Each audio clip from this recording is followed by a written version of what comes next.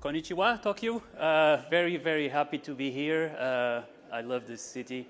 Let's start some slides.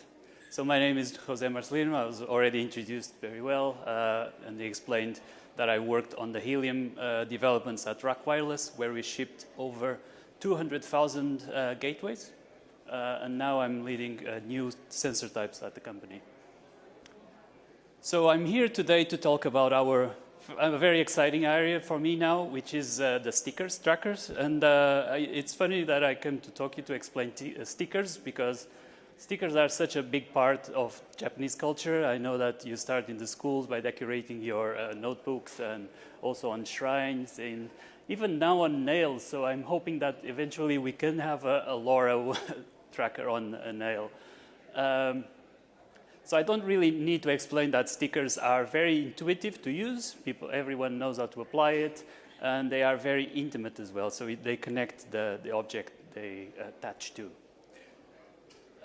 Stickers have also been widely used in the industry. Like, for example, the first patented use of stickers was to track fruit crates in the US. So they were decorating and explaining that they were apples and pears. Those were the first uses. And now we have, of course, everybody knows the labels that shipment companies use as well. So they are everywhere, basically. For a long time also, people have tried to make stickers more intelligent, add features by making them electronic. This is an article I found from 2018, where for the university was now expecting a big upscale of high-tech stickers. It took a while, but I think the LoRaWAN technology can really deliver this massive scale IoT using stickers. And let me try to explain how it works. So for a standard tracker, you have usually a box and a battery. And this is your typical LoRaWAN sensor. But now you have to think outside the box. So you have to remove the box. The box adds expense. It adds complexity, build complexity, and it adds complexity to deployment as well, because you need to screw it to something. So let's remove it and replace it with a simple thin film. And then for a tracker, we can also remove other things. For example, do we really need GPS? GPS adds a lot of cost, and it adds a lot of battery usage, which in turn adds to the cost. So if we remove GPS, we can reduce the battery.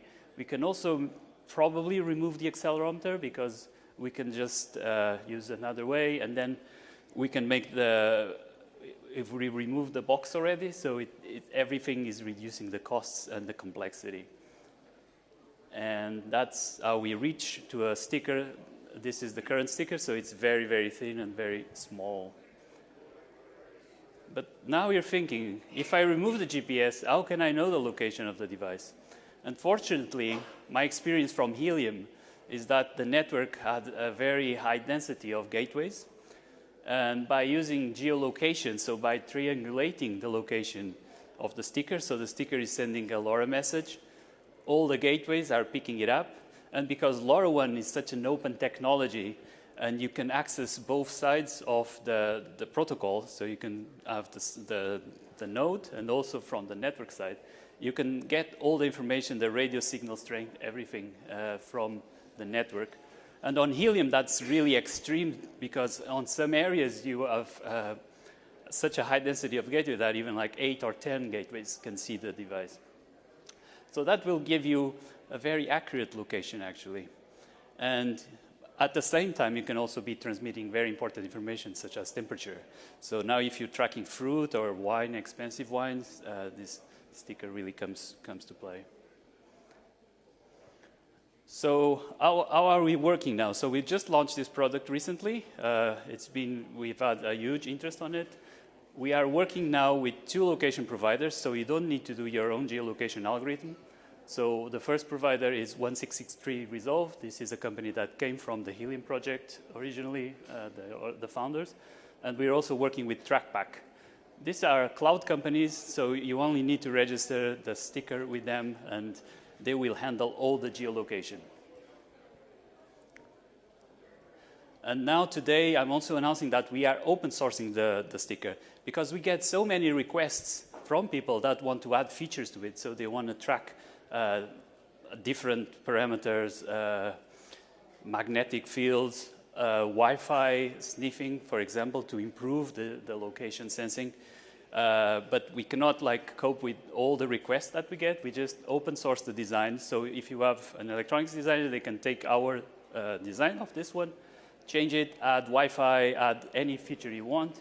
And then you can actually work with JLC PCB, which is a major PCB company in China, who will manufacture and assemble the device for you for your prototyping needs. And that's the URL where you can find all the information about that project. And that's all from me. I'll now pass on to Joe Ehler. We'll talk about the awesome Helium project. Thanks, Jose. So I want to talk a little bit about how the Helium network makes these stickers connect and work in the world anywhere you need them. Let's get this the right way. So Helium is a decentralized community-built network of LoRaWAN gateways, and it's actually the largest public collection of these gateways anywhere in the world. So we have incredible saturation of coverage across any North American or European city. And this is all coming from this passionate community of builders and enthusiasts. Just to give a little bit of a glimpse of what does that mean, this is always my favorite slide to share, and this shows a little bit of what some of those deployments look like. And so we see people take these gateways and they deploy them in their homes, in their offices, on roofs, on towers, and this is repeated over and over and over again globally. And so this picture in the top with the circle on his shirt, he's in, I think it was Guatemala, I forget that flag, but I think it was Guatemala or Ecuador. But we see these globally. So this is not just North America, this is not just Europe. We see coverage here. In fact, I was walking around the conference center and seeing coverage here in Tokyo, which is always just cool to visit a new place and see this network working. The coverage that we see, we recently did a little bit of modeling, and we took the known locations of all of these active gateways, and we said, for that circle that gateway is in, how many people live there? And so we took a very conservative circle. We said within 1 kilometer. And if you know LoRaWAN, you'll know that oftentimes it reaches much, much further than 1 kilometer. And we said, how many people are in that kilometer? And so in the United States, we covered 62% of the population with these active gateways. In other areas, the Netherlands, 78%, Singapore, I love, it's just such a tiny place. It was very easy to get basically 100% coverage. In Australia, we see, again, great coverage for this community-built network. Now, how can you leverage a network like this? The Helium protocol has what we've called daringly open LNS, which means that anyone can come in. You don't have to talk to us. You can come and leverage the network.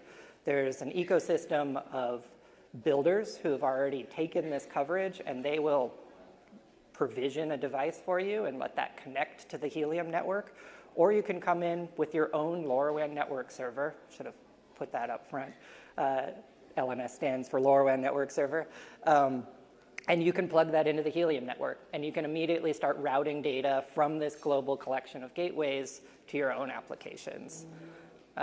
Just to name a couple of these public operators, we've had awesome roaming integrations with some of these existing network operators, so Extelia, Senet, Actility, there's more, I can't name all of them. And then we also see a lot of really cool applications where people take Helium coverage and they just directly use it without plugging in any additional gateways. They're able to build commercially viable applications using the existing Helium network. And so, Medio Scientific, Paul is just an incredible community member who runs Helium IoT Europe. He's incredibly engaged in building software. And then IoT Creators is a Deutsche Telekom company that has taken Helium coverage and they directly sell a service leveraging Helium. So what does this look like? Where do you go and take a RAK Sticker Tracker and solve a problem? And we've already seen a lot of really cool applications where people are building devices using things, you know, some of them had to build their own devices from the ground up, and now RAK has this awesome open source solution that they can use to solve problems like this. We recently just had some cool press land on our desk, which was this company LimeLoop, which is the manage inventory slide here. And LimeLoop,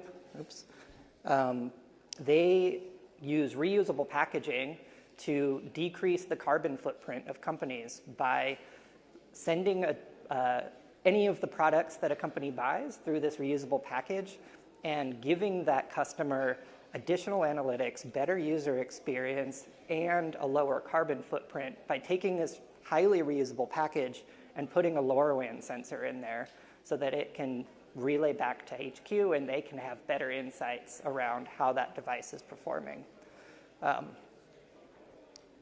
then this last one here, I'll close it out, but Buffalo Market is another company in this ecosystem who's using LoRaWAN to improve supply chain logistics. So they focus on cold chain storage and tracking, and so they're able to put these sensors on refrigerated containers or produce and have full insights so that when that package is being delivered to a grocery store, they know if that package has gone over temperature, when that happened, and exactly where it happened based on that connectivity layer that's offered by Helium.